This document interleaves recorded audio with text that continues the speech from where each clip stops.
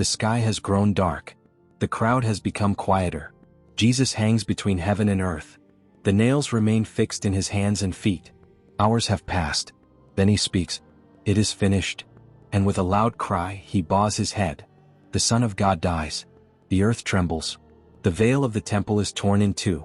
A Roman centurion looks up and says, "Truly this was the Son of God." But here is the question that has echoed through history. Why did Jesus have to die? Couldn't God simply forgive us? Why the cross? Why the suffering? Why the death of the innocent Son? The answer reveals the very center of the Christian faith. We often treat sin as a mistake. Scripture treats it as a rupture. Sin breaks communion with God. It wounds the human heart. It damages the world. From the beginning, humanity turned away from the giver of life.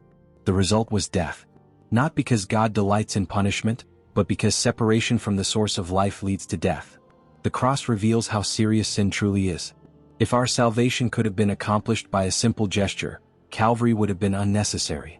The price of redemption reveals the depth of the wound. When John the Baptist first saw Jesus, he cried out, "Behold, the Lamb of God who takes away the sin of the world." That title was not accidental. Throughout the Old Testament, sacrifices were offered for sin. At Passover, a lamb was slain so that God's people might be delivered. Now the true Passover has arrived. Jesus becomes the sacrifice that all previous sacrifices pointed toward. Not an animal, not a symbol, the Son himself, once for all. The cross is not the Father punishing an unwilling Son. The Father and the Son act together in perfect love. Jesus freely offers himself. He takes upon himself what we could never carry alone. The debt of sin is not ignored. It is answered by love. St. Paul writes that God proves his love for us in this: while we were still sinners, Christ died for us. The cross is not God turning away from us. It is God coming all the way to us. When Jesus dies, the Gospel tells us that the veil of the temple is torn from top to bottom. This is not a small detail. The veil separated the Holy of Holies from the people. It symbolized the barrier between sinful humanity and the holy presence of God. At the moment of Christ's death, that barrier is torn open. The way to the Father is opened. What humanity lost in Eden begins to be restored at Calvary. These are not words of defeat. They are words of completion. The mission is fulfilled.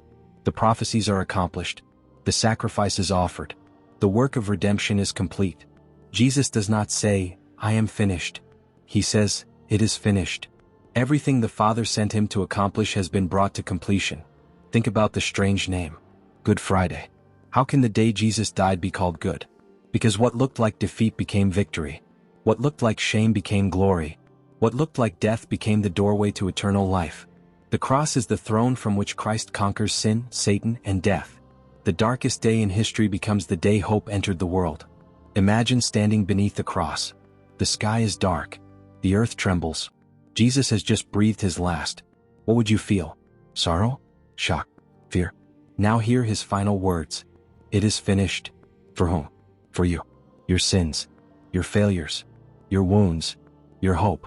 The cross becomes personal the moment we realize that Christ did not die for humanity in the abstract. He died for each soul he came to save. The 12th station is the center of history. The Son of God dies. The sacrifice is complete. The veil is torn. The price is paid. Love triumphs. This is why Christians look at the cross not only with sorrow but with gratitude. Because on Calvary, Jesus gave everything so that we might have eternal life. Yet the story is not over. The body of Christ will soon be taken down from the cross. And the silence that follows will prepare the world for the greatest victory of all. Let us pray.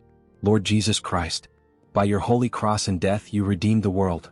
Help us never to take your sacrifice for granted. Give us grateful hearts, deeper faith, and the courage to live as people redeemed by your blood. May we carry our own crosses with hope, knowing that your love has conquered sin and death forever. For you live and reign forever and ever. Amen.